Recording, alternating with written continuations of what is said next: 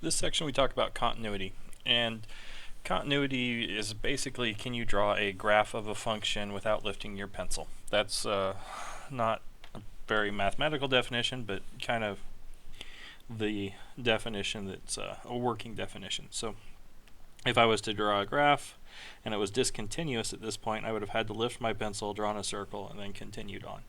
I mean, I guess I could have kind of done that sort of thing, but really, when I fill in the hole then somewhere else to finish off the graph, I have to lift the pencil. Okay, so that's kind of the idea of this. And say we have this graph here, and we're continuous everywhere because I drew the whole thing without lifting my pencil. So the idea is it's going to be continuous at a point C if the limit from the left and the right match up and they're actually equal to the function value at that point. If it wasn't equal to the function value, say maybe I had a point up here, these limits are here, this limit's here, but the function value's up here, it would be discontinuous. If the limit doesn't exist, right, maybe I get something like this, then it's going to be discontinuous. If the function value doesn't exist, right, say I've got the 1 over x curve. The function value doesn't exist at 0, so it's discontinuous. So there's three things that we have to worry about for continuity, and we'll write this down in a definition here. So a function f is continuous at x equals c if 1. F of c exists, so the function value exists. C is actually in the domain of the function. 2, the limit as x approaches c of f of c exists. The limit has to exist for it to be continuous. And the last thing, f of c is equal to the limit as x gets close to c of f of c. So the function value exists, the limit exists, and the function value is in the right spot, right? So this is where the limit doesn't exist. Let me redraw this. So got a hole there. This is where the limit exists, but the function value is in the wrong spot. This is where the function value doesn't exist. So these are the three bad things that can kind of happen, and we need things to be continuous. We need all three of those things to happen. Okay. We can also talk about left continuous and right continuous. So a function is left continuous if the limit as x gets close to c from the left of f of x is equal to f of c. Is left continuous, let's say, at x equals c. So this implicitly says that f of c exists and the limit exists and that they're equal. So it kind of says all three things at once. And right continuous is going to be similar. A function is right continuous at x equals c if the limit as x goes to c from the right, f of x is equal to f of c. So let's draw a picture for those two things. And we'll draw the same picture. We'll draw it in the same graph. So I've got a point here. I'll put a solid dot there. Put an open circle here. I'll put an open circle here. I'll put a solid dot here, and this is my graph. Okay, I'm going to call this point C1, this point C2. Okay. As I approach C1 from the left, I actually end up approaching the function value. So this is left continuous at this point. It is not continuous at this point because there's an obvious jump discontinuity right there. And it's not right continuous because the limit from the right approaches this point, but that point is not on the graph. Okay. It is not not left continuous here because I approach this point from the left, but that point is not on the graph. It is right continuous at this point.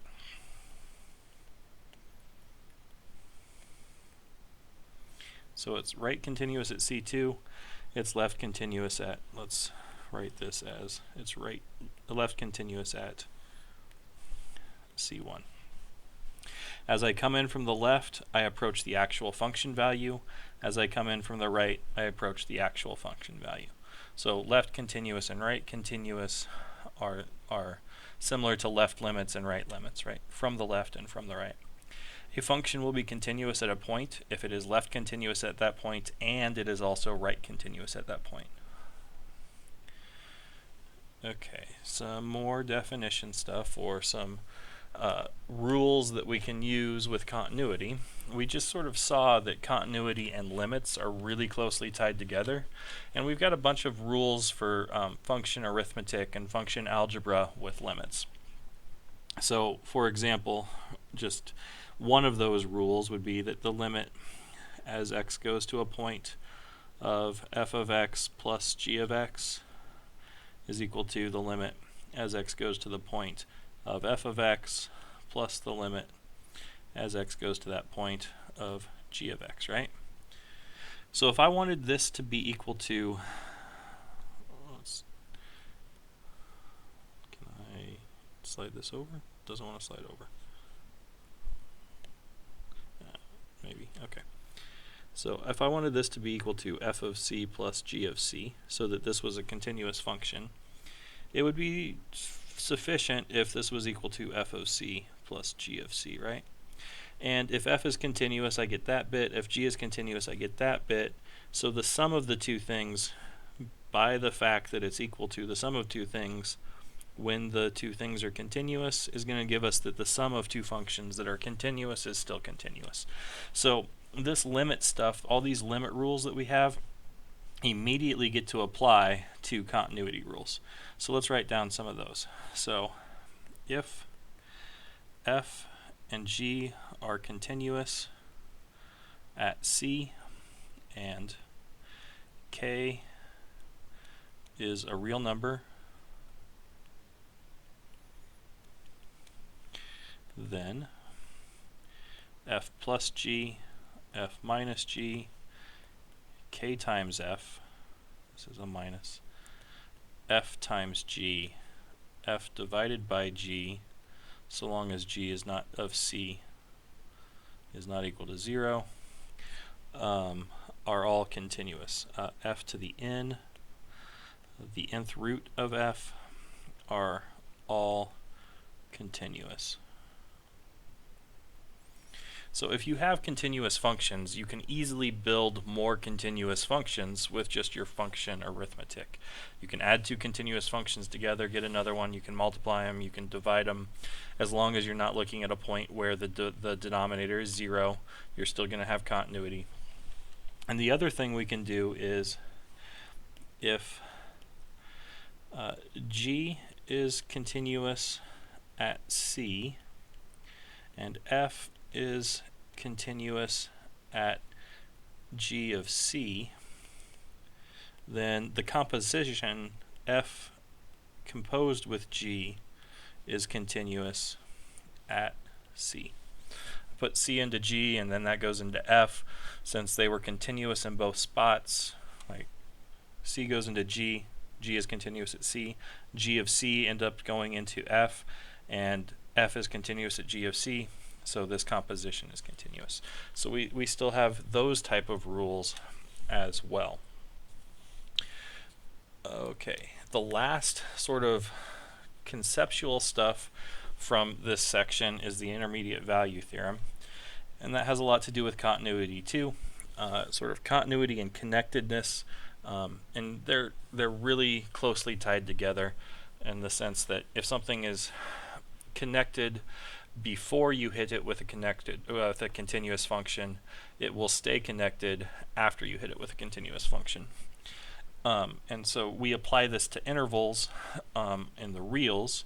And so basically, if I have this interval, and this is connected, there's only one piece there, and I hit a continuous function on this interval, well, the output from here to here will also be an interval, right? All of this from this point over and this point over is still an interval. Okay. If I have some sort of a weird shaped function on this same interval, maybe it sort of does something, dips down and comes back up, I still have that this interval, so this endpoint maps to there, and this endpoint maps to here, and those two endpoints give me this interval here, and this is still a connected bit. Okay. In fact, I could have come down to the minimum and gone up to the maximum, and that whole thing would still be connected. Okay. But what we do is we write it down just with this endpoint stuff, right? And even if it like dips out of the bound from f of a, say this is a and this is b, so this is at f of a and this is at f of b. Right, I've got this interval between f of a and f of b. The function could dip down out of there, but I know for sure that the interval between f of a and f of b is going to be connected, right? In here, I've got definitely this connected. Maybe I've got more stuff outside too, but for sure the interval between f of a and f of b is connected. Okay. So we're going to write down the intermediate value theorem.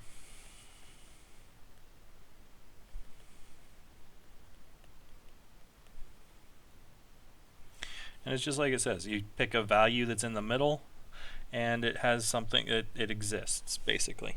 So this is stated as if f is continuous on the interval a to b. Okay, to be continuous on a closed interval, I need to be, if I come in from the right towards A, I need to be continuous from the right at A, I need to be continuous from the left at B, and I need to be like just continuous period on everything in the middle, right? Okay. If it's continuous on this closed interval, then if let's say y naught is a value between f of a and f of b. Okay, I don't know which one's bigger. I don't know if f of a is bigger or f of b is bigger, so I'm just going to say I've got an output value that's between the f of a value and the f of b value. I could try and write down two different intervals, but they would depend on which one is bigger, so I'm just going to say between the two endpoint evaluations. Then there is, for sure, there is definitely a c in the interval AB with f of c equal to y naught. Okay, so that's the intermediate value theorem. I'm going to sometimes abbreviate that as IVT, intermediate value theorem. Okay, let's draw a picture. One of the most common applications is showing that roots actually exist. So let's say I have the interval from a to b, and I've got this continuous function that does something here, right? So if this is at f of a, this is a comma f of a, this is b comma f of b. As long as I've got a continuous function and I know what f of a is and I know what f of b is, any value between here at f of a and up here at f of b, any value there on that y-axis, I can pick any y naught in here, and I can go over, and somewhere on the graph of this function there will be a c comma a c value, so that I can have the point c comma y naught, right? if I pick any y naught between f of a and f of b, there is some c value between a and b that gives me that f of c is equal to y naught. So I said that this is applied to showing that roots exist. Well, if you can show that f of a and f of b are opposite signs, like this one's negative and this one's positive, then I can pick that y naught to be at 0, right? I could pick y naught to be 0, and then there is some point on that curve that crosses the y-axis. There's some root on that curve. So let's see an example of that, and then we'll do some questions in the next video more related to continuity. Okay, so an example of the intermediate value theorem. We want to show that f of x equal to, let's say I've got x cubed minus x squared plus x minus 3, and I want to show that this has a root between 1 and 2. Okay, so what's this picture? I don't know what this curve looks like. It's a cubic, so it's going to do something, but at 1 and at 2, I want to show that it crosses in here. Maybe it crosses top to bottom, maybe it crosses bottom to top, I don't know. It crosses in here somewhere is what I want to show. I don't know how it crosses. I don't even care how it crosses. I just want to show you that it does cross. Okay, so we're going to use the intermediate value theorem.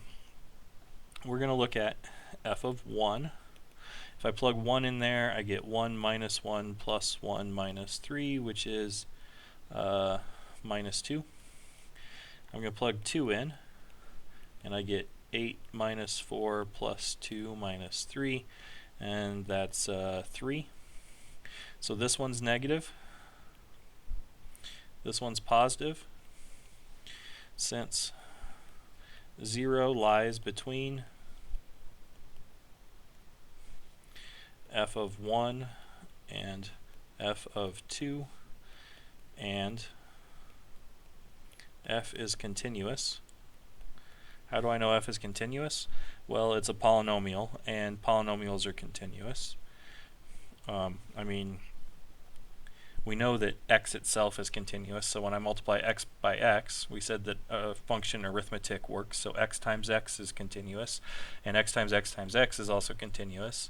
So x cubed, x squared, x, all continuous. The constant function is continuous, and then I'm doing just function arithmetic, adding them together. So the result of all of that via our function arithmetic of continuous functions is continuous. So I have continuity for f. The intermediate value theorem says there is some value c in 1, 2 with f of c equal to 0, which means that c would be a root. I don't know where it is, I just know that it exists, and all the question asked was to show that there is a root there. So this is what you do to show that there is a root there. Okay, the next video we'll do a couple examples. It's going to be a bit shorter, and then we'll call that good for the continuity section.